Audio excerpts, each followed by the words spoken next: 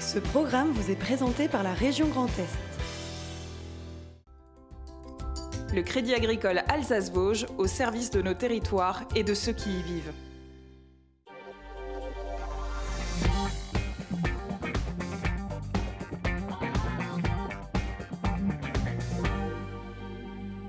Bonsoir à tous, vous regardez 24 heures en Alsace et au programme de ce mercredi 19 juin.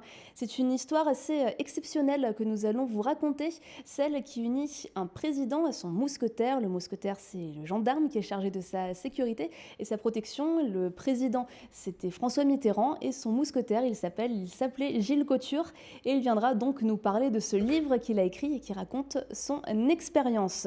Dans le reste de cette émission, comme tous les mercredis soirs, nous allons recevoir Vera Bossiac. Elle viendra avec son invitée Diane Daumont. Elles nous parleront ensemble de zen, attitude et de communication zen. Comme tous les mercredis aussi, on retrouvera Delphine Vespizer. Elle nous emmènera faire de la gymnastique. Ça se passera dans le Haut-Rhin. Et puis, on se dépensera également ce week-end puisqu'on partira du côté du Markstein. On vous propose de partir du côté du Markstein pour le 15e festival Cirque au Markstein. Il se poursuit jusqu'au 28 juin et dimanche, ce sera la journée spéciale famille. On vous en dit plus dans un instant avec Jean-Marc Doche. Et puis tout de suite, c'est l'heure du JT, Cécile Motz.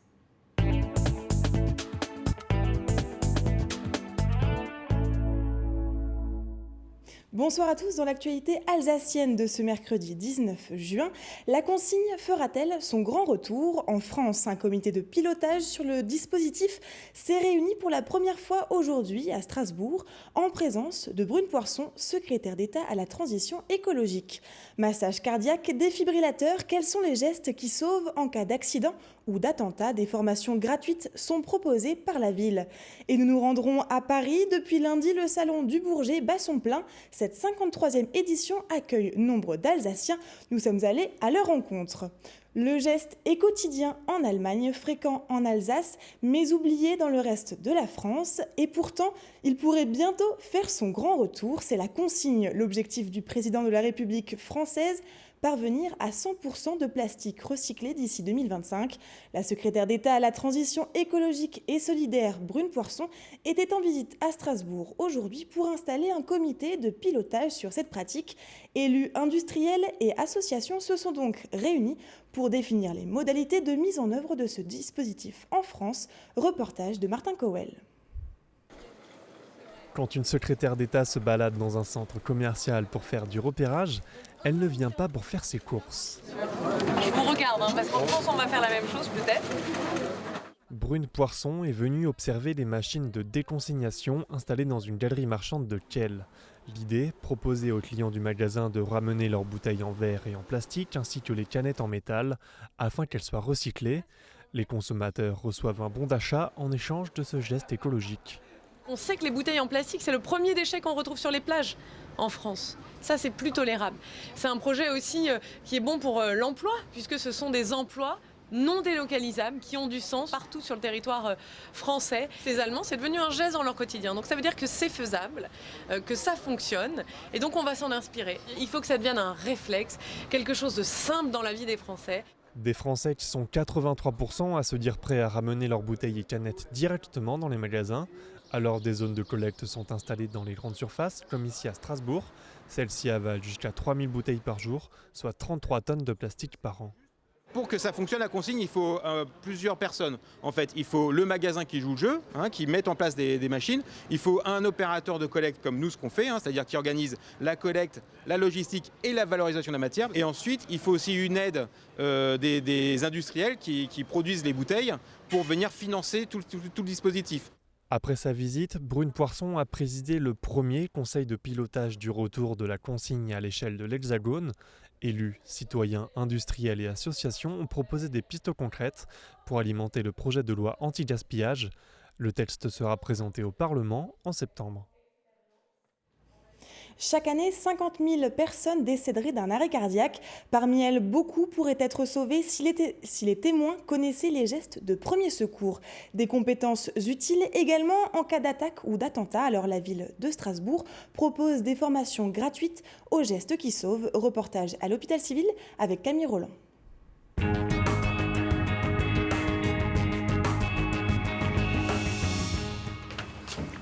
Le massage, il faut vraiment se dire, c'est comme à la télé. Alors vous avez dit au milieu. Oui, je mets les mains au milieu du thorax, j'appuie vite et fort, entre 100 et 120. Donc allez-y, tac, tac.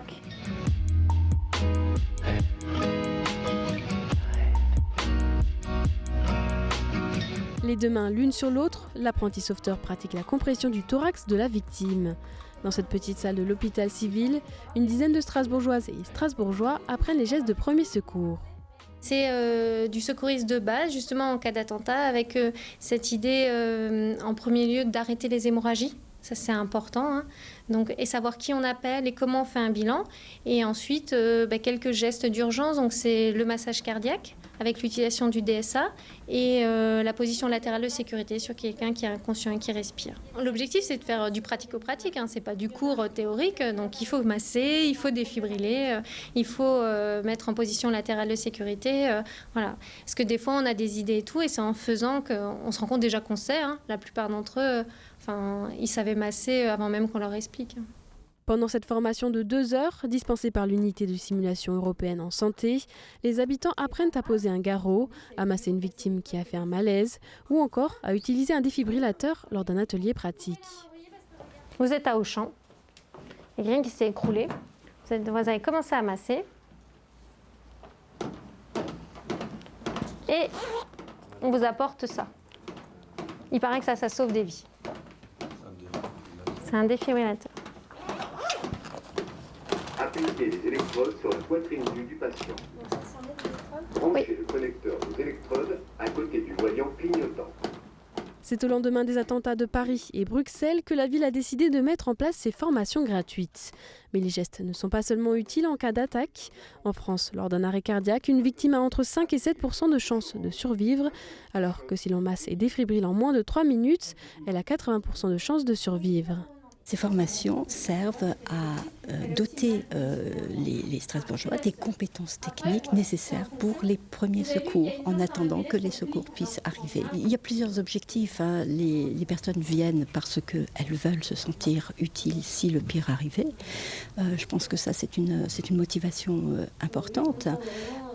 D'autres simplement pour pouvoir apprendre ces gestes-là, parce que évidemment on n'est pas à l'abri d'être confronté à une situation où on va aider quelqu'un qui se trouve à proximité plutôt que de rester sans rien faire, parce que c'est extrêmement traumatisant pour une personne de se sentir impuissante.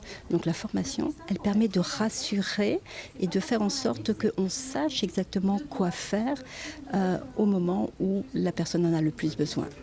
Depuis 2015, 1500 civils ont été formés aux gestes qui sauvent à Strasbourg. Et pour eux, acquérir ces connaissances est un moyen de faire face à des situations d'urgence avec plus de confiance. J'ai toujours voulu apprendre comment ça se passe, les formations pour les premiers soins, au cas où il y a quelqu'un devant moi et qu'il n'y a personne qui peut réagir. Des fois, quand j'attends par exemple dans des endroits, la banque par exemple, et je vois un défibrillateur, je suis là, comment ça on peut l'utiliser, est-ce que je peux l'utiliser et tout. Et maintenant je me dis, tout le monde peut le faire. J'ai limite envie que quelqu'un fasse un arrêt pour que je puisse intervenir. À l'issue de la session, les participants reçoivent un certificat. D'autres formations sont proposées par les organismes de secours tout au long de l'année. Santé, toujours, l'obésité est en hausse, et notamment chez les enfants. Alors pour modifier les comportements alimentaires, la ville de Strasbourg a mis en place le dispositif précoce depuis 2014. Initialement réservé aux enfants de 3 à 12 ans, il s'étend désormais aux adolescents jusqu'à 18 ans. Un lancement en présence du médiatique Michel Siemens. Notre journaliste Romain Hirt y était.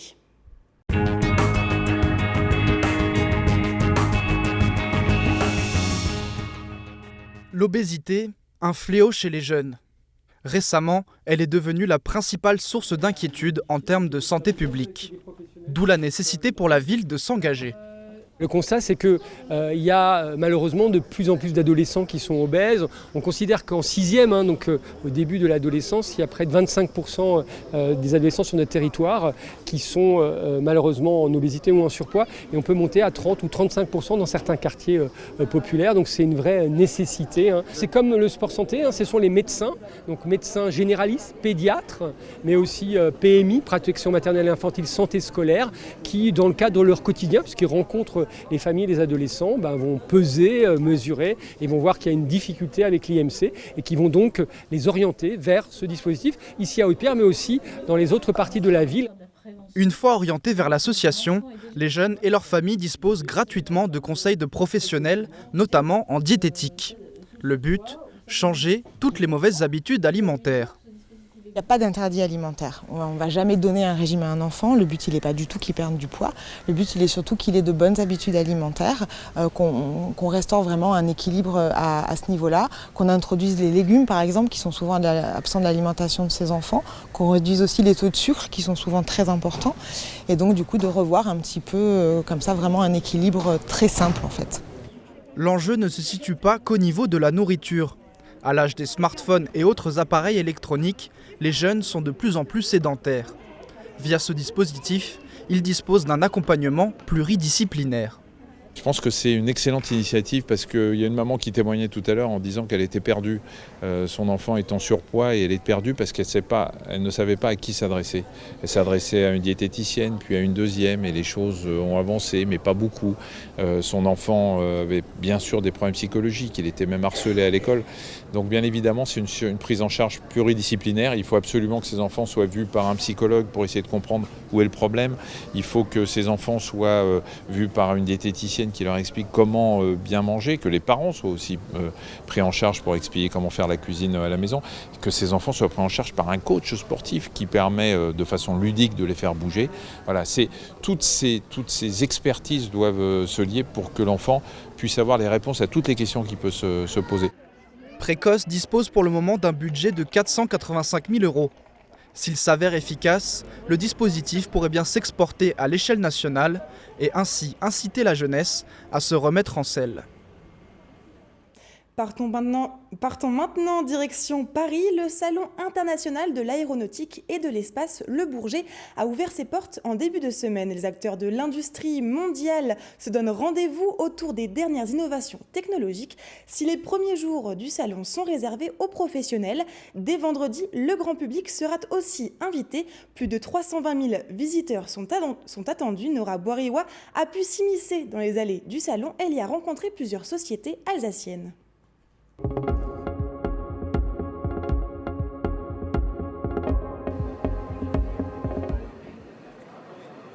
C'est le plus grand rassemblement d'hélicoptères et d'avions au monde. Et parmi les centaines de régions et pays présents, le Grand Est présente 41 entreprises, fleurons confirmés, sous-traitants spécialisés ou start-up. C'est essentiellement le rôle d'une chambre de commerce d'emmener ces entreprises-là, de veiller à ce que ces entreprises aient des places, j'allais dire, de choix, qu'elles soient bien ici, qu'elles aient tout ce qu'il faut pour justement concrétiser. À la fin, il y a un contrat. Et elles sont toutes là pour ça. 24 entreprises viennent d'Alsace comme John Précision, située à Haguenau. Elle propose des unités d'usinage pour les travaux de l'aéronautique. C'est déjà sa 4e édition au Bourget. Nous avons toujours eu des projets qui ont suivi derrière, des choses qui ont à ce moment-là réussi ou où il n'y a pas eu de suite, certes, mais il y a toujours eu quelque chose, ou même de nouvelles réflexions parce que finalement les clients nous apportent aussi des nouvelles choses à traiter et de nouvelles idées à développer.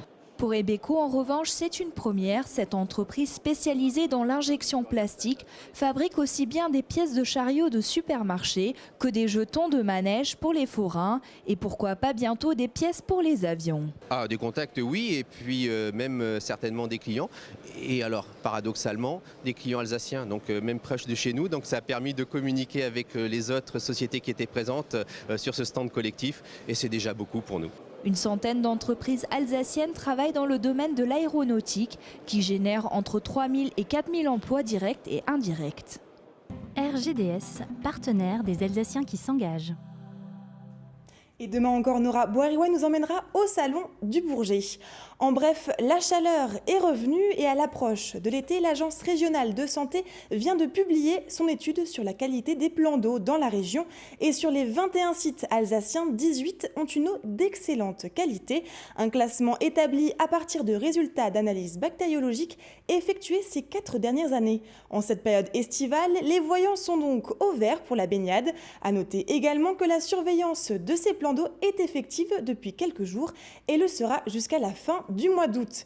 Et on finit avec un mot de sport. Le Racing Club de Strasbourg, vainqueur de la Coupe de la Ligue en mars dernier, fera son entrée en Europa League.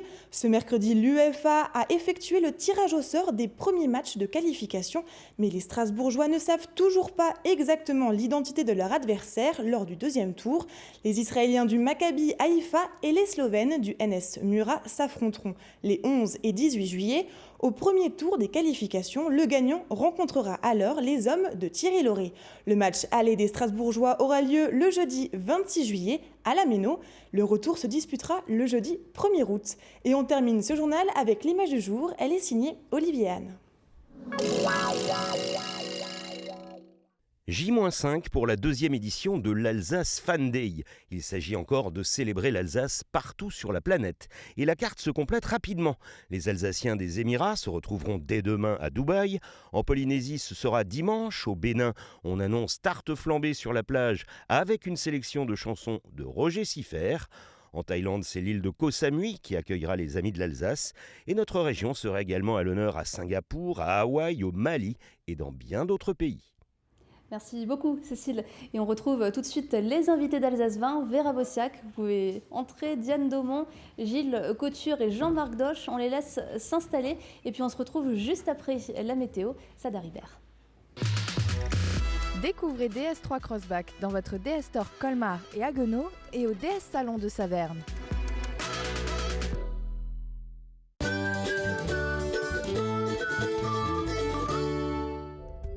Bonjour à tous et bienvenue sur Alsace 20. En ce jeudi, on ne sera pas tous logés à la même enseigne puisqu'il y aura encore du soleil si vous êtes dans le nord de la Suisse, une alternance entre éclaircies et passages nuageux chez nos voisins allemands et de la pluie sur le territoire alsacien.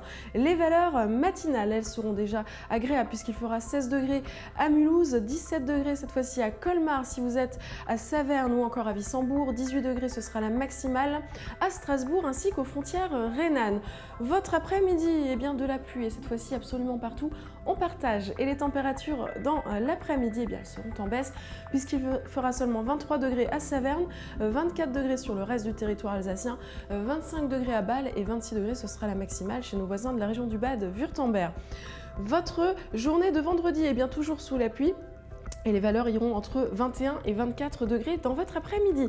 En ce jeudi, nous célébrons les Silvers. Le soleil se lèvera à 5h26 pour nous dire au revoir à 21h34. Excellent moment avec nous sur Alsace 20 et j'ai le plaisir de vous dire à demain.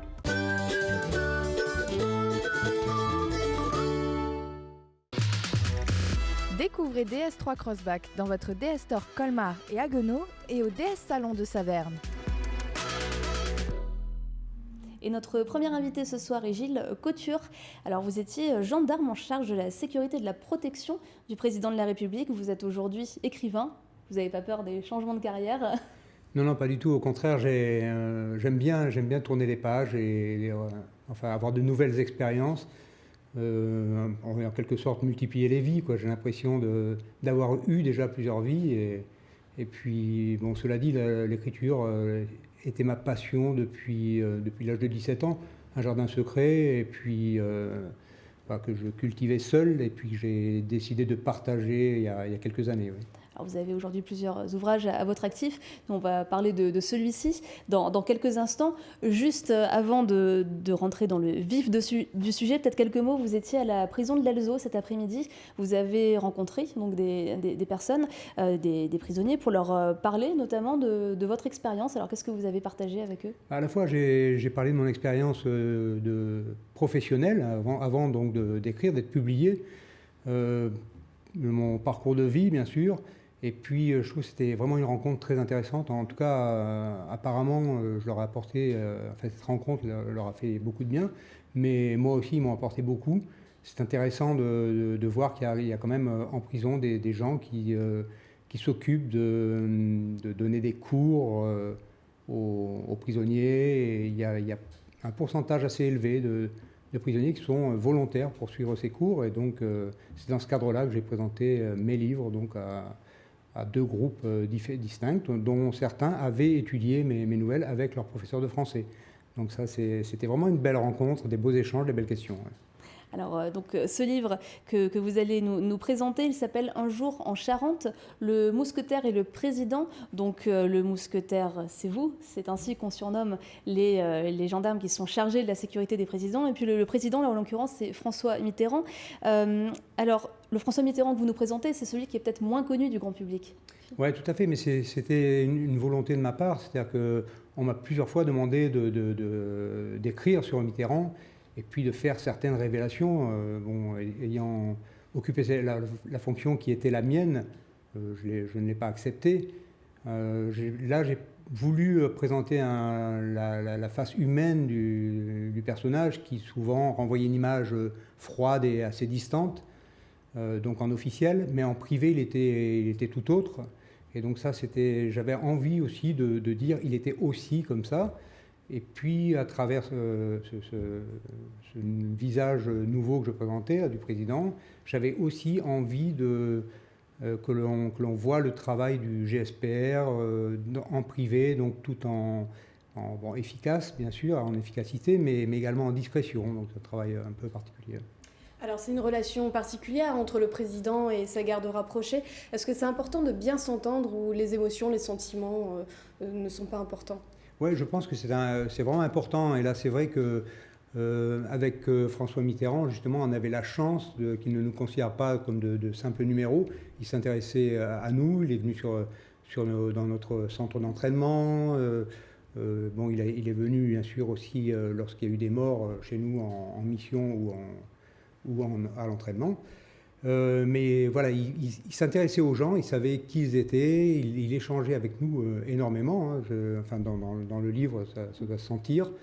Donc voilà, il savait de quelle région on était, si on avait des enfants, enfin quelle était, et avec la mémoire qui est fabuleuse qu'il avait, donc il n'oubliait pas ça. Donc pour nous, c'était quand même une reconnaissance et la chance de travailler avec un homme comme ça qui aurait pu évidemment nous considérer différemment, quoi. Alors, sans trop dévoiler du livre, on vous suit dans un trajet en voiture donc avec François Mitterrand, et évidemment il y a une multitude d'anecdotes. Est-ce que par hasard il y en a une qui vous tient particulièrement à cœur ou que vous pourriez nous partager ce soir ? Oui, bien sûr, il y a une anecdote qui n'est pas dans le livre, mais qui est toute simple, justement dans le cadre de la reconnaissance. Nous l'attendions dans les jardins de l'Élysée, puisque le soir il partait par là. Et donc on était l'équipe de sécurité réunie auprès de la voiture, et on l'a aperçu, qui a entrouvert une des portes-fenêtres, et puis qui a fait un signe vers nous. Donc le responsable ce jour-là de la mission s'est rendu à ses côtés. Ils ont échangé quelques secondes, et puis le responsable est revenu vers le groupe que nous formions. Et là, il a dit, c'est à l'un de nous, il a dit « Serge, c'est toi qui veux voir ». Et donc, le Serge en question s'est rendu à ses côtés, bien sûr. Et là, il lui a dit « Mais c'est vous vous êtes bien breton, vous êtes bien breton, hein ?» Et donc, il a dit « Oui, je suis breton ».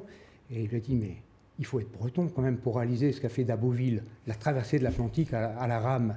Et il n'y a que les Bretons pour faire ça. » Et donc voilà, c'est au-delà de cette petite anecdote qui paraît rien du tout. Voilà, il se souvenait, en ayant vu l'équipe de sécurité qui était là ce soir-là, il a repéré les visages et il se souvenait que le fameux Serge était donc breton. Donc voilà, c'est des petites anecdotes comme ça, on en a plein. Bon, après, il y en a des plus importantes que j'ai mises dans le livre. Alors c'est une réédition, ce livre. Rapidement, pourquoi est-ce que vous avez souhaité rajouter des petites histoires, c'est ça, à l'intérieur? C'était donner un nouvel éclairage? Oui, j'ai amélioré un petit peu l'écriture, surtout. Les anecdotes, j'en ai pas rajouté, j'ai juste amélioré un petit peu l'écriture, parce qu'il y a 10 ans, c'était le 3e livre que j'écrivais sous mon nom. Avant, j'avais commis des livres en tant que nègre, moi je préfère ghostwriter, parce que l'écrivain fantôme, c'est plus joli. Mais... donc ça, c'était juste mon 2e livre, sous mon nom. Et c'est vrai qu'en 10 années de parution, j'ai amélioré mon style. Je crois que j'ai progressé, et tant mieux d'ailleurs. Et donc j'ai un petit peu allégé le contenu de manière à ce qu'il soit plus fluide et plus agréable pour le lecteur. Donc voilà, si vous cherchez une histoire humaine, si vous aimez les coulisses, si vous aimez également l'histoire, tout ça est dans ce livre. Gilles Couture, Un jour en Charente, le mousquetaire et le président. Merci d'être venu chez nous. On vous recevra peut-être pour un prochain ouvrage. Je crois que vous travaillez déjà dessus actuellement. Et tout de suite, on passe à Vera, c'est le Vera Lifestyle.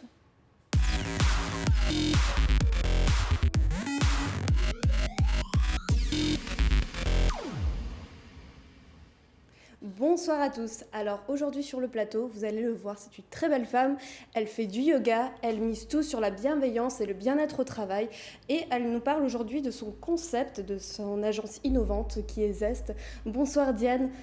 Bonsoir. C'est quoi l'idée de ce concept ? Alors j'ai créé Zest récemment avec l'idée de fusionner communication et bien-être pour mettre à profit tout ce qui peut tourner autour de cette sphère du mieux-être dont on parle énormément depuis quelques années. Donc ça passe par 2 axes, accompagner les acteurs bienveillants, donc c'est des acteurs du bien-être, des professeurs de yoga, de pilates, des coachs, des nutritionnistes, des hypnothérapeutes, enfin tous ces acteurs qu'on peut trouver dans cette sphère que j'accompagne dans leurs besoins en communication et que je mets en lien avec les entreprises pour développer des projets de qualité de vie au travail, avec des besoins qu'on définit et des objectifs qu'on définit également ensemble pour apporter un souffle nouveau à ce qu'on appelle la qualité de vie au travail, mais de manière concrète et au-delà de l'aspect un peu cosmétique de la chose, donc du baby-foot dans le hall ou de la plante verte sur le coin du bureau, mais vraiment en redonnant du sens à l'humain au cœur de la stratégie de l'entreprise. Qu'est-ce qui t'a donné envie de te lancer ? Est-ce qu'il y a une expérience un peu personnelle qui tu te dis, allez, je me lance Un petit peu, oui. J'ai 10 années en tant que salariée en entreprise derrière moi, donc j'ai été responsable communication et marketing dans un très grand groupe pendant plusieurs années et dans 2 PME locales. Donc un métier que j'aime depuis ses débuts et j'ai également eu la chance de porter la casquette de responsable qualité de vie au travail. Donc forcément ça a généré quelques sensibilités au sujet et puis voilà, mon côté professeur de yoga en parallèle, passionné de développement personnel. Donc voilà, des grosses prises de conscience par rapport à ce monde qui change, aux entreprises qui suivent pas forcément le rythme, enfin qui ont un rythme différent en tout cas que le rythme humain et qui créent certaines dissonances Donc tu as pu voir qu'il y avait des choses à améliorer et du coup tu proposes des prestations assez concrètes. Est-ce que tu peux nous en citer l'une ou l'autre ? Alors forcément en communication, j'accompagne donc les prestataires dont je parlais. Donc c'est souvent de l'accompagnement, du plan de communication, de la créativité, comment communiquer à petit budget aussi parce que souvent c'est des prestataires qui n'ont pas de gros moyens. Et puis une fois que donc il y a cette partie-là, il y a la partie aussi gestion de projet en entreprise où là on se rencontre, on pose les besoins, les irritants et on définit ensemble quel projet on va mettre en place, quels sont les objectifs. Et du coup, j'ai ces experts à mes côtés pour pouvoir mettre en place des actions concrètes en fonction des leviers qu'on a définis et agir à long terme sur ce sujet. Alors tu parles de communication bienveillante, c'est normalement quelque chose qui va de soi, c'est pas toujours le cas ? Alors oui, je me suis interrogée par rapport à ce concept et d'ailleurs j'ai moi-même été coachée au moment du lancement et le coach m'avait dit communication bienveillante, c'est pas vraiment une bonne idée d'utiliser ce terme, il n'y a pas d'agence de communication malveillante. Et puis mes retours clients, ces personnes avec qui j'ai pu travailler pour le moment m'ont dit garde ce concept, garde cette baseline, c'est toi, c'est ce que tu portes, tu fais de la com et tu es bienveillante et c'est ton ADN. Et c'est vrai que pour moi, la bienveillance, c'est une valeur que j'ai énormément véhiculée en tant que responsable communication dans les entreprises, mais qui n'est pas forcément appliquée dans sa définition profonde et qui est pourtant le nerf de la guerre dans notre société aujourd'hui. Et donc, si on veut te contacter pour tous tes services, où est-ce qu'on peut te trouver ? Alors j'ai un site internet, qui va s'afficher, voilà. Et je suis très présente sur LinkedIn notamment et sur les autres réseaux sociaux, donc voilà. Merci, avec plaisir. Une autre actualité, Vera. Alors la semaine dernière, Anna, il y avait le VSD, que tu connais aussi très bien. Évidemment. C'est le grand vide dressing strasbourgeois. Et j'en ai profité pour découvrir un stand absolument fabuleux. Vous allez le voir, ils font quelque chose de très sympa. Ce sont des bougies et des savons avec un packaging, ce qu'on peut appeler régressif. Ça s'appelle le chat dans l'armoire. Alors un nom rigolo, mais promis, aucun test n'est réalisé sur les animaux. Les produits sont fabriqués dans un labo à Strasbourg. Les ingrédients utilisés sont bio. Ça sent super bon. Et c'est à découvrir chez une quinzaine de revendeurs en France et sur le site qui s'affiche en dessous. Ça aussi, c'est bienveillant. Et alors, un autre coup de cœur pour cette semaine? Alors, c'est notre youtubeuse préférée qu'on a déjà eu en plateau, Alomaya. Elle a participé au Face Awards qui a été lancé par la grande marque réputée NYX. Et regardez le résultat, c'est fabuleux. J'ai été taguée dans ce challenge, je sais même pas pourquoi je fais ça. Mais bon, on va tenter l'expérience, donc c'est parti pour manger autant de bonbons.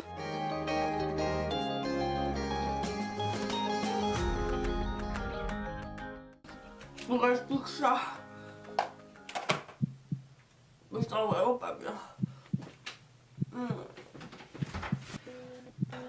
Enfin, je sais pas ce qui s'est passé, je me suis sentie trop mal d'un coup, j'ai dû courir là pour... Bon bah le challenge c'est... Oh. Mes yeux.